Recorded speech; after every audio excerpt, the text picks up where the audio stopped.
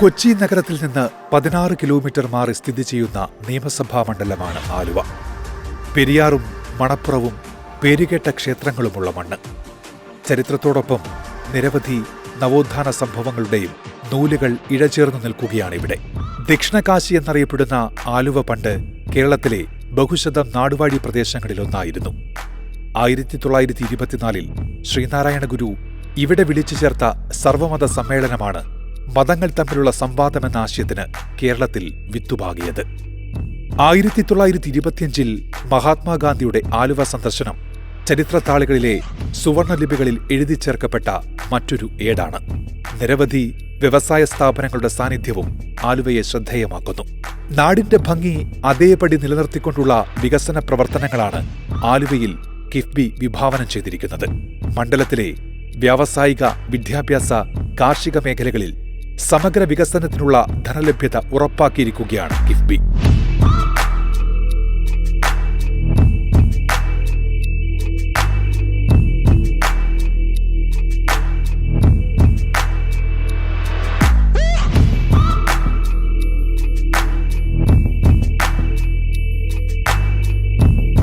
കൊച്ചിയിലെ വ്യവസായ കേന്ദ്രങ്ങളെയും മറ്റനവധി സ്ഥാപനങ്ങളെയും കൂട്ടിയിണക്കുന്ന പ്രധാന റോഡാണ് seaport airport road.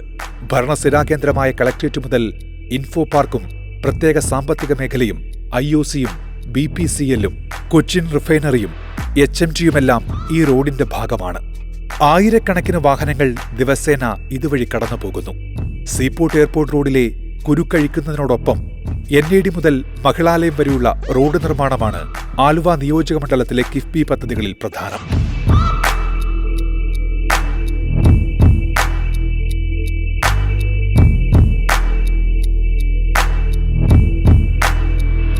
Seaport airport റോഡിന്റെ രണ്ടാം ഘട്ട നിർമ്മാണ പ്രവർത്തനങ്ങൾക്ക് 430 കോടി രൂപയാണ് കിഫ്ബിയിൽ നിന്ന് അനുവദിച്ചിരിക്കുന്നത്. പദ്ധതി നടത്തിപ്പിന്റെ ഭാഗമായുള്ള സോഷ്യൽ ഇംപാക്ട് സ്റ്റഡി പൂർത്തിയായി. സ്ഥലമേറ്റെടുക്കൽ വേഗത്തിലാക്കി നിർമ്മാണ പ്രവർത്തനങ്ങൾ ഉടൻ ആരംഭിക്കും. 65 ഏക്കർ സ്ഥലമേറ്റെടുപ്പിനായുള്ള നടപടികൾ നടക്കുന്നു. അതിരുകൾ നിർണയിച്ചിരുന്ന കല്ലുകൾ പ്രളയത്തിൽ നഷ്ടപ്പെട്ടു പോയിരുന്നു. ഇവ പുനഃസ്ഥാപിക്കാനുള്ള പ്രവർത്തനങ്ങളും പുരോഗമിക്കുന്നു. ആലുവ നിയോജകമണ്ഡലത്തിൽ സർക്കാരിൻ്റെ കിഫ്ബി പദ്ധതിയിൽ പ്രധാനമായി ഉൾപ്പെടുത്തിയത് എയർപോർട്ട് സീപോർട്ട് റോഡിലെ NAD മുതൽ മഹിളാലയം വരെ ലാൻഡ് അക്വിസിഷനും അതുപോലെ തന്നെ റോഡ് പണി പൂർത്തിയാക്കാൻ വേണ്ടി 430 കോടി രൂപ അനുവദിച്ചിരുന്നു. പക്ഷേ അതിൻ്റെ പ്രവർത്തനങ്ങൾ എന്തെന്നറിയില്ല, ഒരു മെല്ലെപ്പോക്ക് സമീപനമാണ് ഉണ്ടായത്. അത് ബന്ധപ്പെട്ട അധികാരികളുടെ ഭാഗത്തുനിന്ന് അതിൻ്റെ അത് എത്രയും വേഗം നടപ്പിലാക്കാൻ വേണ്ടിയുള്ള ഒരു സ്പീഡ് ഉണ്ടായില്ലാത്തതുകൊണ്ട് ഇപ്പോൾ അതിൻ്റെ സോഷ്യൽ ഇമ്പാക്റ്റ് സ്റ്റഡി നടത്തി അത് എക്സ്പെർട്ട് കമ്മിറ്റിക്ക് വിട്ടിരിക്കുകയാണ്. അപ്പോൾ അങ്ങനെ കുറച്ച് നടപടിക്രമം ഏകദേശം ഒരു 5-8 മാസം കൂടി വളരെ സ്പീഡോടുകൂടി തന്നെ പോയാൽ മാത്രമാണ് അതിന് ലാൻഡ് അക്വിസിഷൻ നടപടി പൂർത്തിയാക്കി മറ്റ് നിർമ്മാണ പ്രവർത്തനം മറ്റേ ടെൻഡറിലേക്ക് കടക്കാൻ സാധിക്കും. ആലുവ നിയോജക മണ്ഡലത്തിലെ വിദ്യാഭ്യാസ മേഖലയിലും കിഫ്ബി സഹായമെത്തിച്ചിട്ടുണ്ട്. SSLC പരീക്ഷയിൽ കഴിഞ്ഞ 4 വർഷങ്ങളായി 100% വിജയം നേടിയിട്ടുള്ള വിദ്യാലയമാണ് Chengamanad government higher secondary school. ഇവിടെ 15,000 സ്ക്വയർ ഫീറ്റുള്ള കെട്ടിടത്തിന്റെ നിർമ്മാണമാണ് നടക്കുന്നത്. 75 വർഷം പഴക്കമുള്ള സ്കൂൾ കെട്ടിടത്തിന് പകരമായി 3 ബ്ലോക്കുകളിലായി പുത്തൻ കെട്ടിടം ഉയരുകയാണിവിടെ. 70% നിർമ്മാണ പ്രവൃത്തികൾ പൂർത്തിയായി കഴിഞ്ഞു. പൊതുവിദ്യാഭ്യാസ സംരക്ഷണ യജ്ഞത്തിന്റെ ഭാഗമായി മികവിന്റെ കേന്ദ്രമായിട്ട് മാറിക്കൊണ്ടിരിക്കുകയാണ് ചെങ്ങമനാട് ഹൈസ്കൂള്. ഏകദേശം 2 വർഷങ്ങൾക്ക് മുമ്പേ പണി തുടങ്ങിയ ഹൈസ്കൂളിൻ്റെ പണി ഏകദേശം 90% പൂർത്തിയായി. അടുത്ത മാസം മാർച്ച് ആദ്യവാരത്തോടെ അതിൻ്റെ ഉദ്ഘാടനം നടക്കും.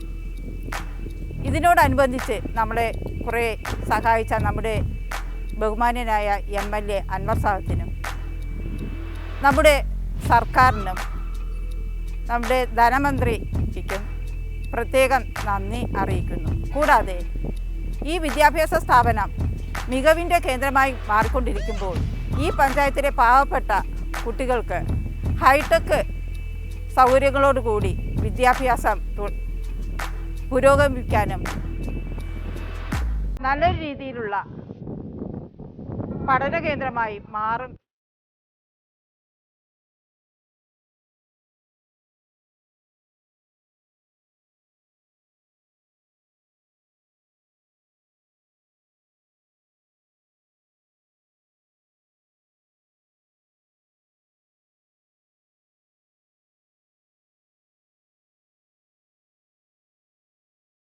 7 ക്ലാസ് മുറികൾ, 4 ലാബുകൾ, staff room, non teaching staff office, library, toilet block തുടങ്ങി പഠന പാഠ്യേതര പ്രവർത്തനങ്ങൾക്കാവശ്യമായ സൗകര്യങ്ങളെല്ലാം പുതിയ കെട്ടിടത്തിൽ സജ്ജമാകും. പുരാതനമായ സ്കൂളിന്റെ ഭൗതിക സൗകര്യങ്ങൾ മെച്ചപ്പെടുന്നതോടെ കൂടുതൽ വിദ്യാർത്ഥികൾ ഈ പൊതുവിദ്യാലയത്തിലേക്ക് കടന്നുവരുമെന്നാണ് പ്രതീക്ഷ. നിർമ്മാണ പ്രവർത്തനങ്ങൾക്കായി 5 കോടി രൂപയാണ് കിഫ്ബി ലഭ്യമാക്കിയിരിക്കുന്നത്. Chowara government higher secondary school നവീകരണത്തിന് 1 കോടി രൂപയും കിഫ്ബി വഴി അനുവദിച്ചു.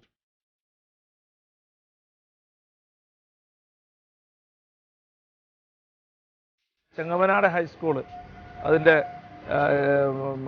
കിഫ്ബിയിൽ നിന്നും ഫണ്ട് അനുവദിച്ച് പുതിയ ബിൽഡിങ്ങും മറ്റുള്ള സംവിധാനം ഏകദേശം 90% വർക്കുകൾ പൂർത്തിയായി അതിൻ്റെ ഫൈനൽ സ്റ്റേജിൽ എത്തിയിരിക്കുകയാണ്. ഇതുപോലെ തന്നെ സ്കൂൾ ഉള്ളത് കുട്ടമ്പശ്ശേരി സ്കൂളിന് അതുപോലെ 3 കോടി അനുവദിച്ചു. അതിൻ്റെ ടെൻഡർ നടപടി പൂർത്തിയാക്കി അതിൻ്റെ നിർമ്മാണ പ്രവൃത്തി ആരംഭിച്ചു. അതുപോലെ ചൊവ്വര സ്കൂളിനും കിഫ്ബിയിൽ നിന്നും 1 കോടി അനുവദിച്ചിട്ട് അതിൻ്റെ ടെൻഡർ നടപടിയിലേക്ക് ആവുന്നതേ ഉള്ളൂ.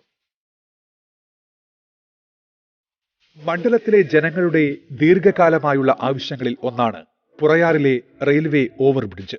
കാലടിക്കുള്ള എളുപ്പവഴി കൂടിയാണിത്. പലയിടങ്ങളിലേക്കുമുള്ള യാത്ര തടസ്സപ്പെടുത്തിയിരുന്നു ഈ റെയിൽവേ ബ്ലോക്ക്. പദ്ധതിക്കായി സർക്കാർ കിഫ്ബി വഴി 45.67 കോടി രൂപയുടെ ധനലഭ്യത ഉറപ്പാക്കിയിട്ടുണ്ട്. ഭൂമി ഏറ്റെടുക്കലുമായി ബന്ധപ്പെട്ട നടപടികളാണ് പുരോഗമിക്കുന്നത്. റെയിൽവേ ഡബിൾ ലൈൻ വന്നതോടുകൂടി തുടർച്ചയായി അടഞ്ഞുകിടന്ന റെയിൽവേ ഗേറ്റ് ഇനി പഴങ്കഥയാകും. ആശുപത്രികളിലേക്കുള്ള യാത്ര തടസ്സപ്പെട്ട് ജീവൻ നഷ്ടപ്പെട്ടവർ ഏറെയാണ്. ഇന്ധനനഷ്ടവും സമയനഷ്ടവും വരുത്തിയിരുന്ന യാത്രകളായിരുന്നു ഇവിടുത്തുകാരെ കാത്തിരുന്നത്. ഇതിനെല്ലാം പരിഹാരമാകുന്ന റെയിൽവേ ഓവർബ്രിഡ്ജിനെ ഏറെ പ്രതീക്ഷയോടെയാണ് പ്രദേശവാസികൾ കാണുന്നത്. വർഷങ്ങളായിട്ട് അവിടെ ആളുകളുടെ ആവശ്യമായിരുന്നു. കഴിഞ്ഞ സർക്കാരിൻ്റെ കാലത്ത് ബഡ്ജറ്റ് ഉൾപ്പെടുത്തിയെങ്കിലും പിന്നീട് ഈ സർക്കാർ വന്നപ്പോൾ കിഫ്ബിയിൽ 45 കോടി രൂപ പുറയാർ ആർഒബിക്ക് അനുവദിച്ചു. ഇപ്പോൾ അതിൻ്റെ ലാൻഡ് അക്വിസിഷൻ നടപടി ഈ പറഞ്ഞ സോഷ്യൽ ഇമ്പാക്ട് സ്റ്റഡി കഴിഞ്ഞിട്ട് മാത്രമേ ഉള്ളൂ.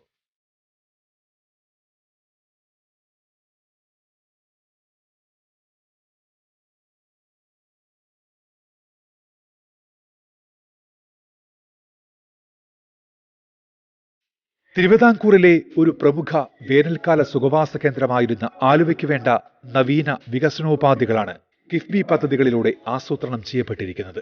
ആലുവാപ്പുഴയുടെ ഓളങ്ങൾ ഇപ്പോൾ അലയടിക്കുന്നത് പുത്തൻ വികസനഗാഥകളുടെ ആവേശത്തിലാണ്.